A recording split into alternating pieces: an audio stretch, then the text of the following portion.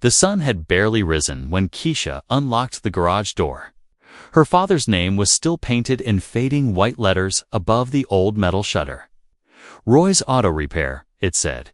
Even though Roy had passed away almost a year ago, Keisha kept the name up there, not because she couldn't afford a new sign, but because it meant something to her heart. Inside the shop, everything smelled of oil, metal, and memory, the same smell Keisha had grown up with. Her boots clicked on the concrete floor as she walked past the line of old toolboxes and the big red compressor. She wore a jumpsuit that was too big for her, rolled at the ankles, stained at the knees, and patched at the elbows. Her hands were already darkened by grease, and she hadn't even started work yet. It was early, but she was already sweating under the heavy air. Her ponytail was tied back tight, and her eyes scanned the garage like a captain checking her ship. This place had once been full of noise and laughter, her father's deep voice shouting over the sound of machines, music playing from the radio he had nailed to the wall, and customers coming in and out every hour. Now it was quieter, smaller, but still alive. Keisha had learned from the best.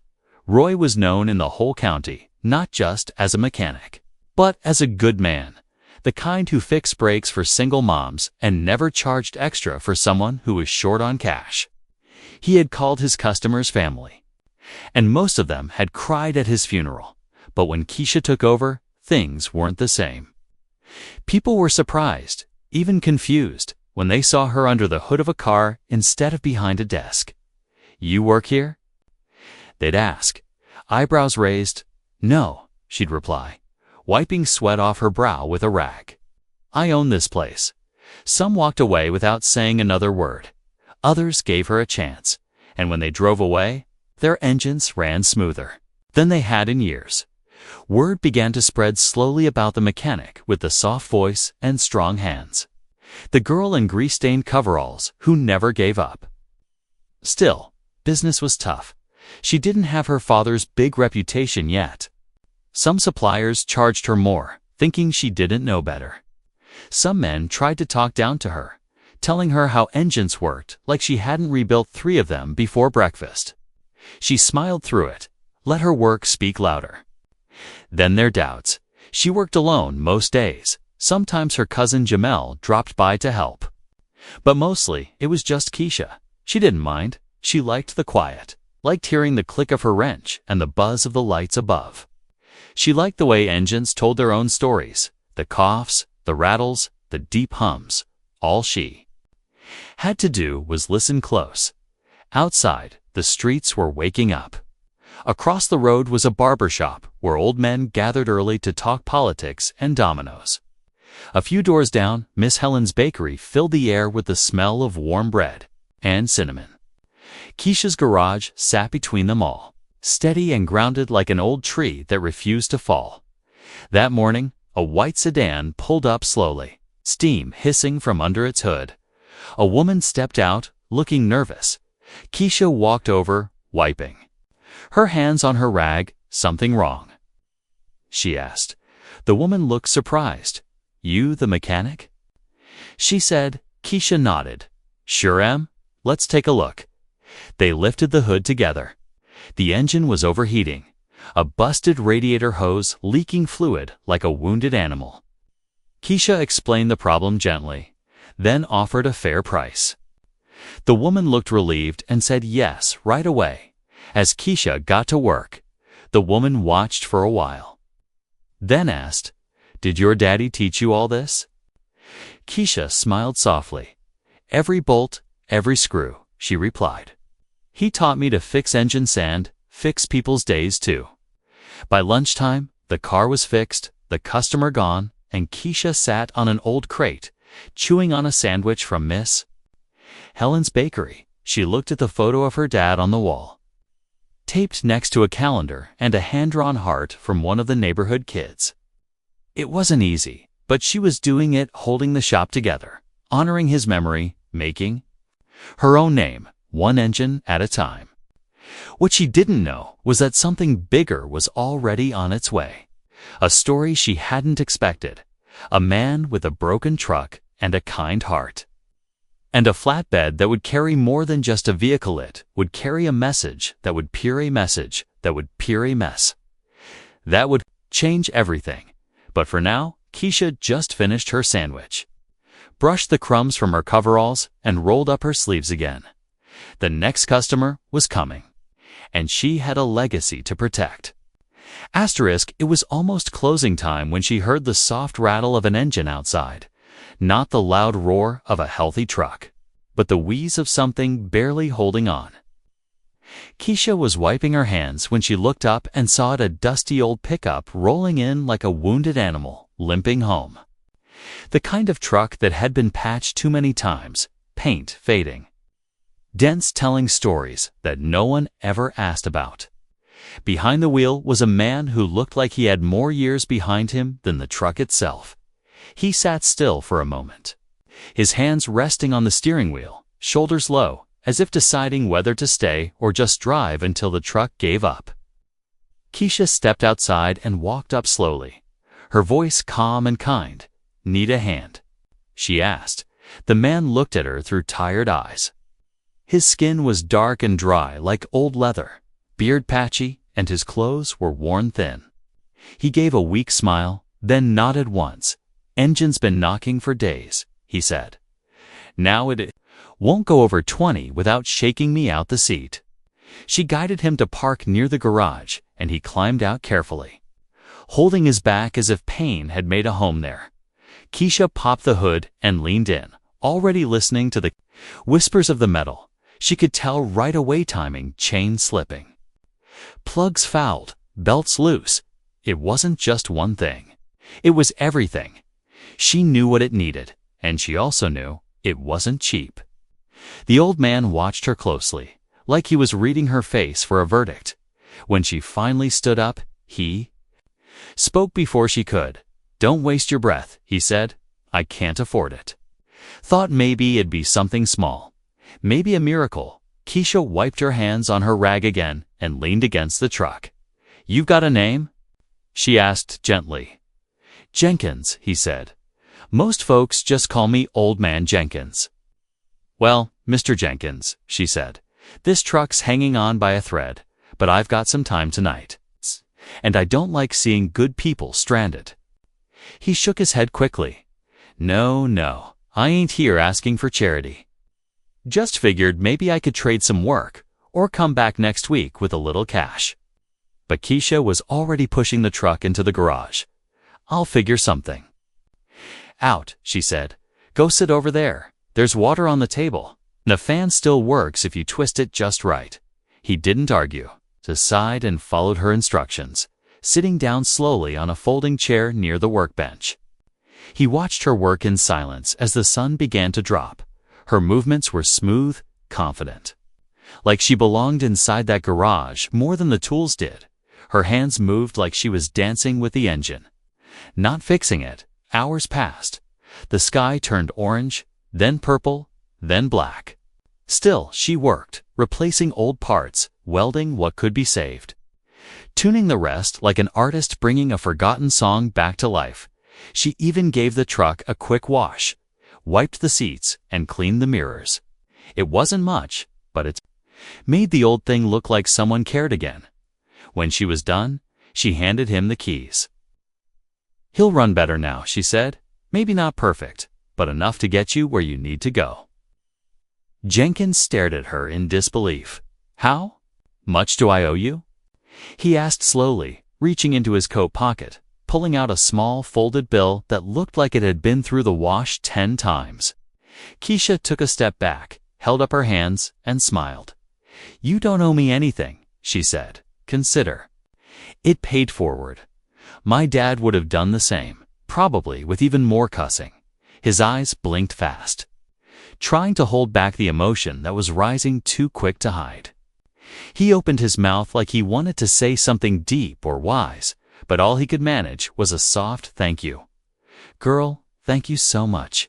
He drove away slowly, the truck now humming instead of choking. Keisha watched from the garage entrance, arms crossed, heart full. She didn't fix the truck for money or attention. She did it because it was right, because someone once did the same for her dad when times were tough. She locked up the shop and looked up at the stars.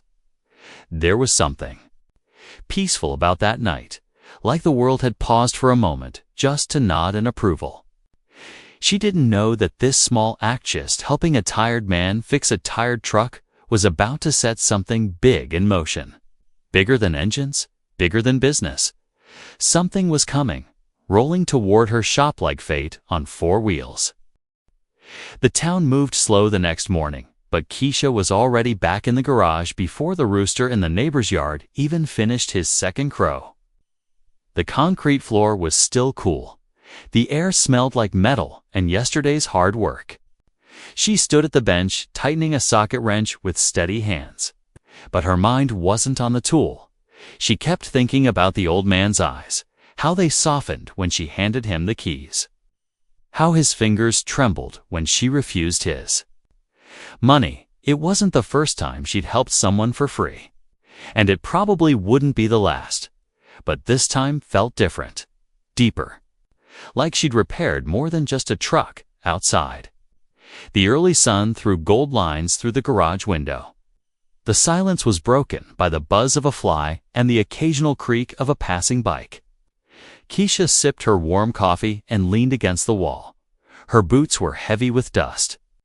Her jumpsuit still carried the scent of the engine from last night. But she felt calm. That peace didn't last long. A soft knock came from the front.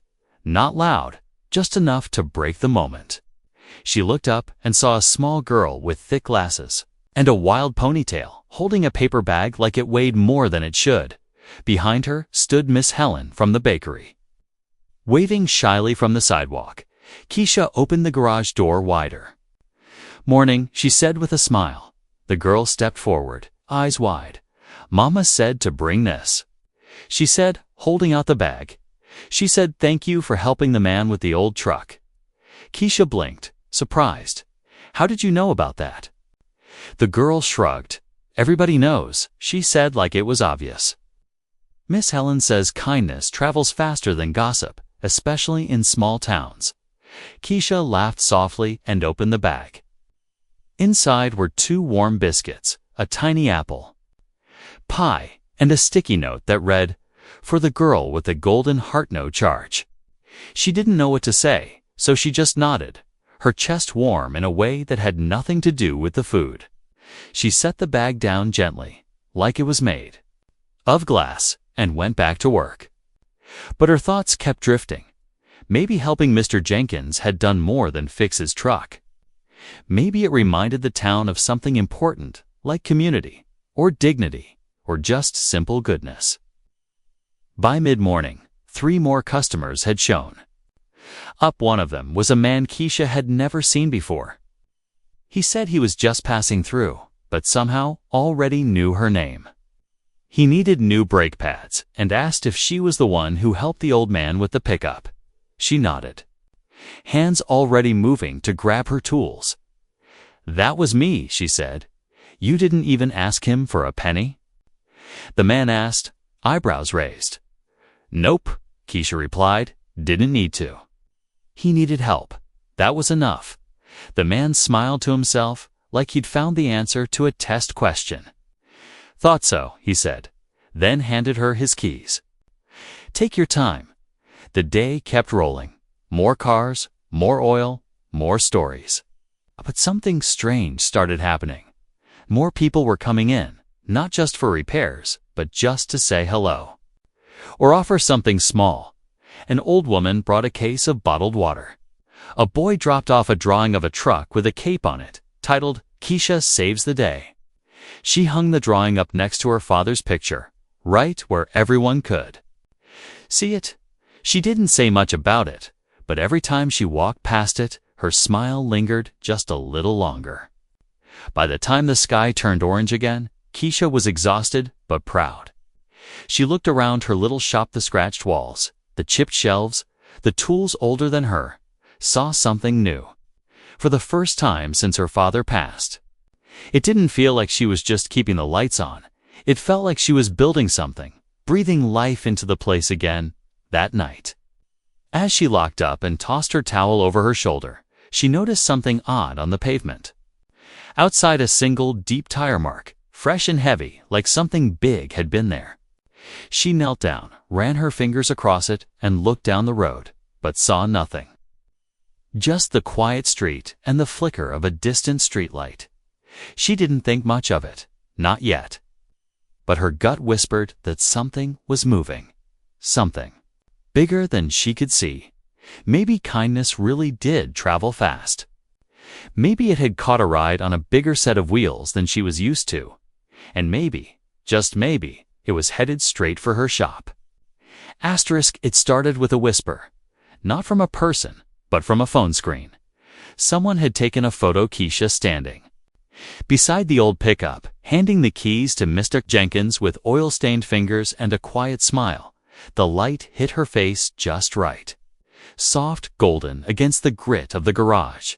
The caption read, "This young black mechanic fixed an old man's truck for free. There's still hope in the world." At first, she didn't know she was under a car. Arms deep in a transmission that didn't want to behave, Jamel came rushing in, nearly tripping over a bucket of bolts. Phone in hand, his voice shaking with excitement. "Keisha, you're on the internet," he shouted, like she'd won the lottery. She slid out from under the car, frowning. "What you talking about?" He turned the phone toward her, and there it was, her picture, shared over 1,000 times. Comments piling up like summer rain. People from towns she'd never even heard of were calling her a hero. A good soul, an angel in coveralls. Some said they cried reading the post. Others said she reminded them of their mother, their sister, their own mechanic who once helped them when they had nothing. Keisha blinked slowly, wiping grease off her face. "I just fixed a truck," she muttered. But the world saw more than that. The world saw a story they needed. Something human and raw and kind in a time when so many were tired of bad news. Her act, small as it seemed to her, was being shared across states, across platforms. Even a few morning radio hosts talked about the girl mechanic with a heart bigger than her garage. The next day, customers lined up before she even flipped. The sign to open, some brought real car troubles. Others brought snacks, candles, even handwritten thank you letters for a kindness they hadn't personally received. One woman hugged her tight and whispered, "You reminded me that my son's not alone out there." Keisha didn't know what to say to that. She just smiled and went back to work, head down, tools up. Pretending she wasn't a little overwhelmed, she kept telling herself it was just noise, that it'd pass like everything else. But deep down, she felt the weight of it building.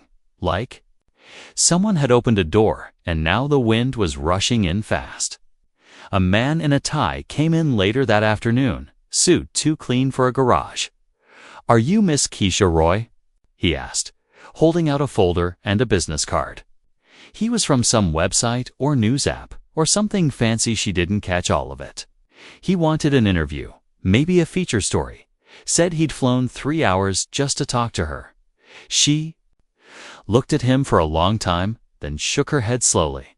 "I don't do all that. I fix engines, not headlines." The man seemed confused, almost disappointed. "But this is your moment," he said. "People love you right now. I'm not trying to be loved." She replied, "I'm trying to make cars run and sleep with peace in my chest." He left after that, polite but puzzled. Keisha didn't mind. She wasn't trying to chase fame, just legacy, the quiet kind her daddy left behind, the kind that sat in your bones and whispered, "Do right," even when no one's looking, but someone was looking. Someone big. 2 days later, just after sundown. The hum of a heavy engine rolled through the neighborhood.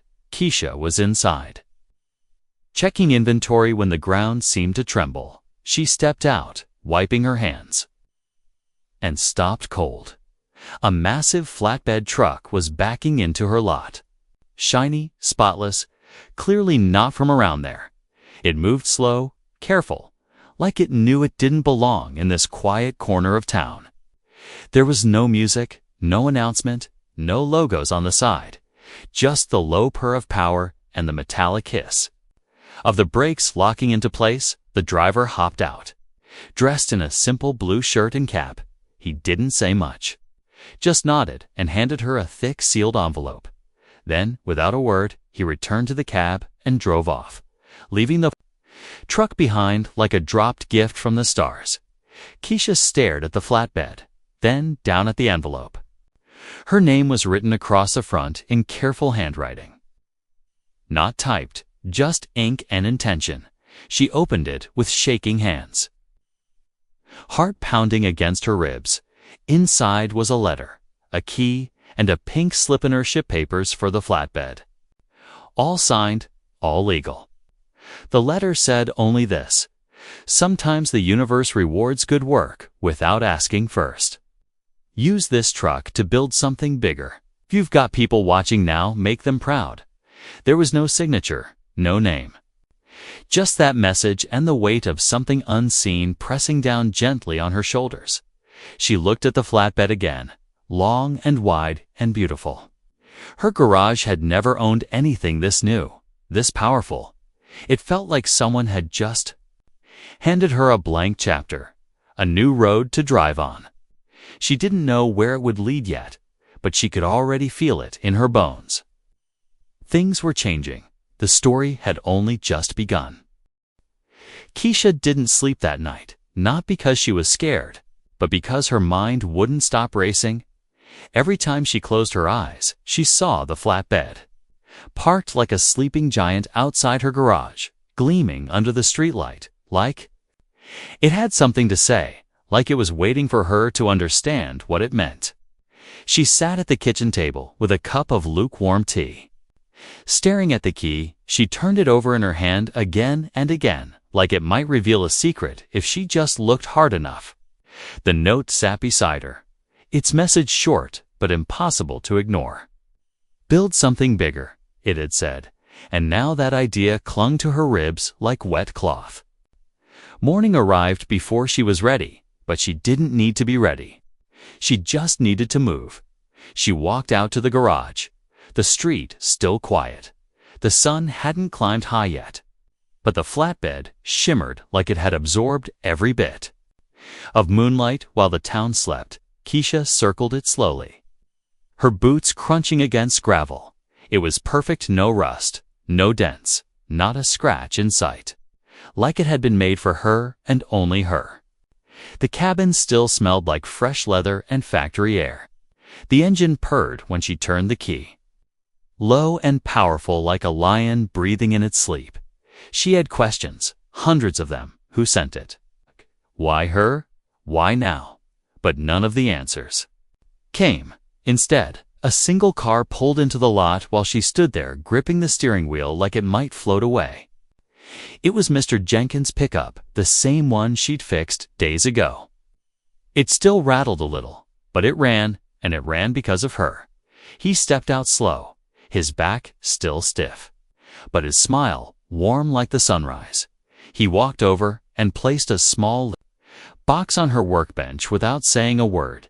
Inside was a photo of her father, young and strong, standing next to a much younger Jenkins, both laughing with greasy hands and wide smiles. Keisha blinked, the surprise catching her heart. You knew. My dad. Jenkins nodded. We started out together, two fools with no money and one shared wrench. He helped me back then when I had nothing. Never let me forget it. Told me, if you ever see my girl doing right in this world, you better help her shine. She swallowed hard, her eyes wet, the timing, the truck. The photo wet, all started to feel connected. Like puzzle pieces dropped from heaven into her hands. That same day, two reporters showed up. One from a local paper, the other from a popular online show. This time, Keisha didn't turn them away. She spoke softly. With her arms crossed and her feet planted like roots in the concrete, she told them she fixed the truck because it was the right thing to do. Not because she wanted thanks, The story went bigger than she ever imagined, not just likes and shares, but interviews, podcasts, even a small segment on morning TV. She watched it once, shaking her head as they called her the Grease Angel of Greenwood, and laughed at how strange those words felt coming from strangers' mouths. But deep down, something inside her was changing. The world was paying attention, and instead of running from it, she started thinking maybe she could use it, not for fame, but for purpose. Her garage had always been about survival, about keeping her father's memory alive. Now, maybe it could become something more, a place to lift others, to teach, to grow. By the end of the week, a small line formed outside her garage each morning, not for free work, but for advice, for hope. A teen girl asked if she could learn to change oil. A man asked if she needed a hand sorting parts. An old lady just came to sit in the waiting chair and drink tea, saying the garage made her feel young again. And every time someone looked at the flatbed and asked where it came from, Keisha just smiled and said, someone out there believed in me before I did. She still didn't know who sent it, and maybe she never would, but the message was clear. The flatbed wasn't a gift, it was a challenge, a promise. A road stretched out in front of her, daring her to drive it, to go further than her father ever could, not because he failed, but because he laid the first mile, and now it was her turn to build the rest. The first time Keisha saw the man in the leather jacket, she thought he was just another customer. He stood by the shop door, watching quietly, his arms crossed, face hidden beneath a weathered cap. He didn't say anything for a while, just stood there like he'd been waiting for the right moment, or maybe the right mood. It was almost closing time again, and the sky outside had started turning purple. Keisha was sweeping the floor when the man finally stepped forward and said her name. Keisha Roy, he said with a deep, calm voice, not like a question, more like a memory being spoken out loud. She stopped mid-sweep and looked up. That's me, she said slowly. Can I help you? The man removed his cap, revealing a face full of age and grit, but eyes that still burned with something sharp. He reached into his jacket and pulled out a business card, then handed it to her with steady fingers. The card was black, gold letters. Across the front, Raymond Miles, founder, Legacy Motors Foundation. Keisha blinked. Legacy Motors? She asked, ain't that the? He nodded. We restore cars, teach trade skills to youth, and sponsor Black-owned shops across the country. Been doing it for 20 years. She stared at the card, then at him, unsure why he was standing in her garage, breathing in her world like he belonged there. What brings you to Greenwood? She asked. Raymond smiled a little, a photo of a girl in coveralls, fixing a truck for a stranger, refusing money. The kind of story I used to dream about back when I was pushing broken engines uphill with no one but my shadow to help. Keisha crossed her arms, unsure whether to feel flattered or guarded. You came all this way because of a post? No, he said.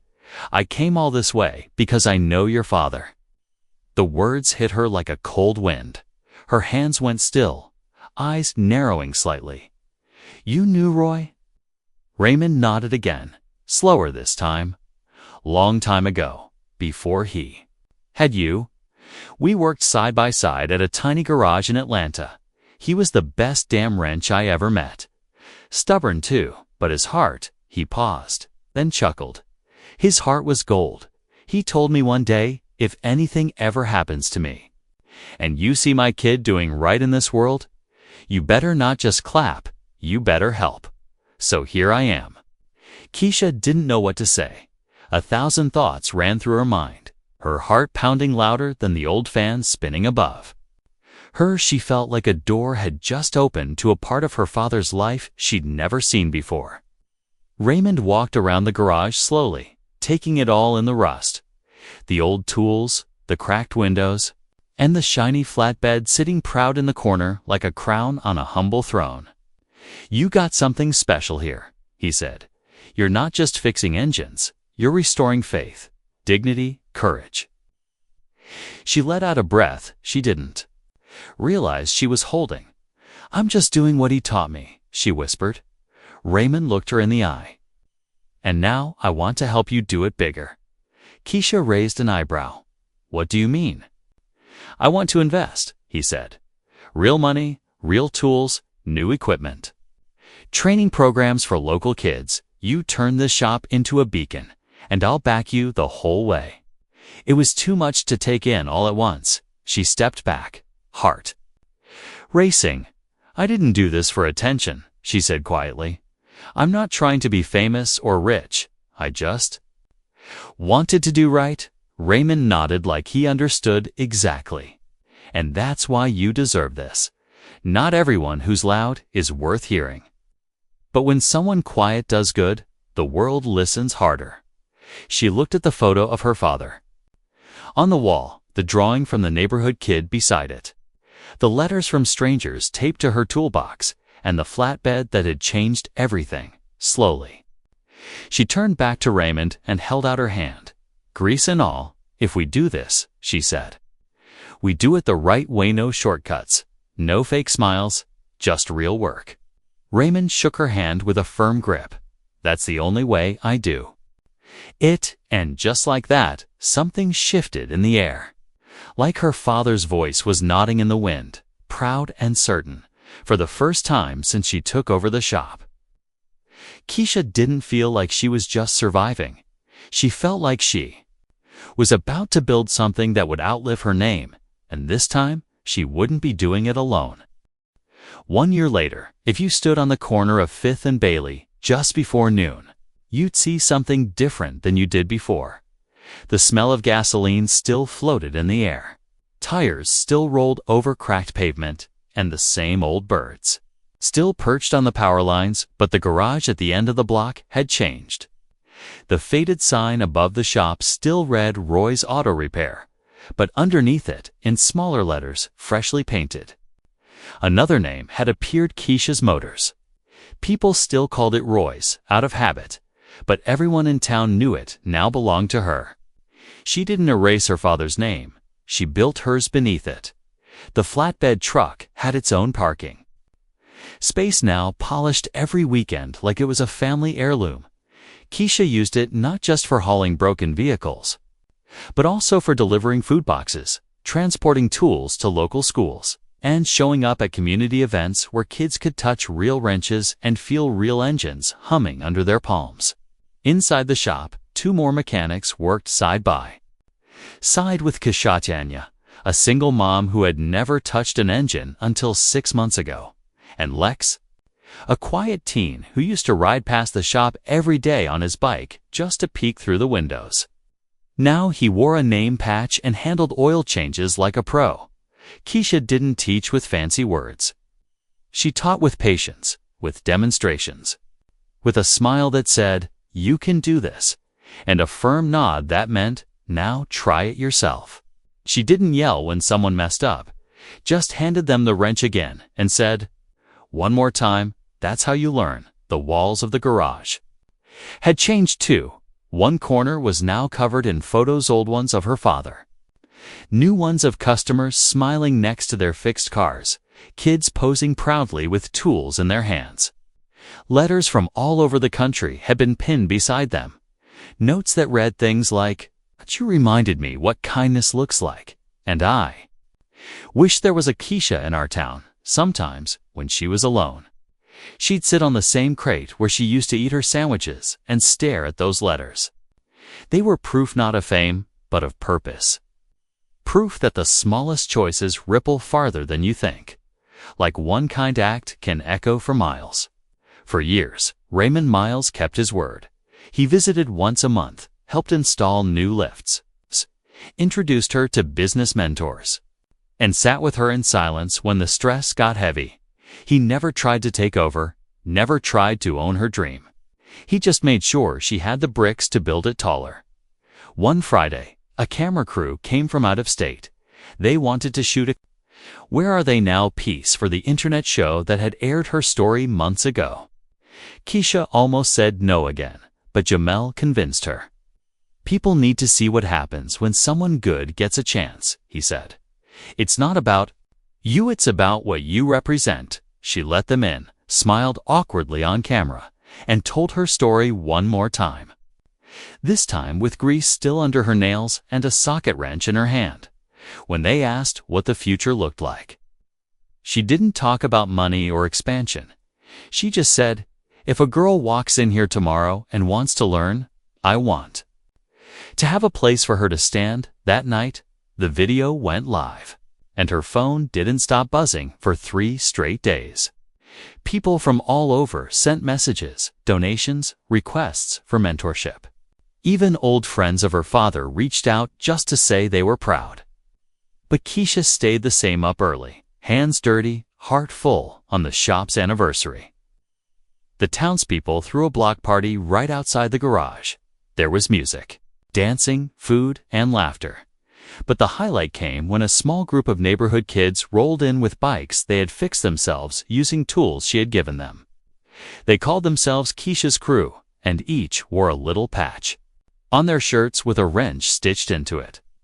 She laughed until her eyes burned, hugged every single one of them, and told them they were the real future mechanics. Then she stepped back, looked at the full shop, the smiling faces, and whispered under her breath, "We really did it, Daddy." That night, as the lights went out and the last song faded into the dark, Keisha stood alone outside the garage, hands in her pockets, staring at the stars. She didn't feel like the girl holding on anymore. She felt like a builder now, laying bricks for the next generation. One repair at a time, and she knew deep down the best road still lay ahead.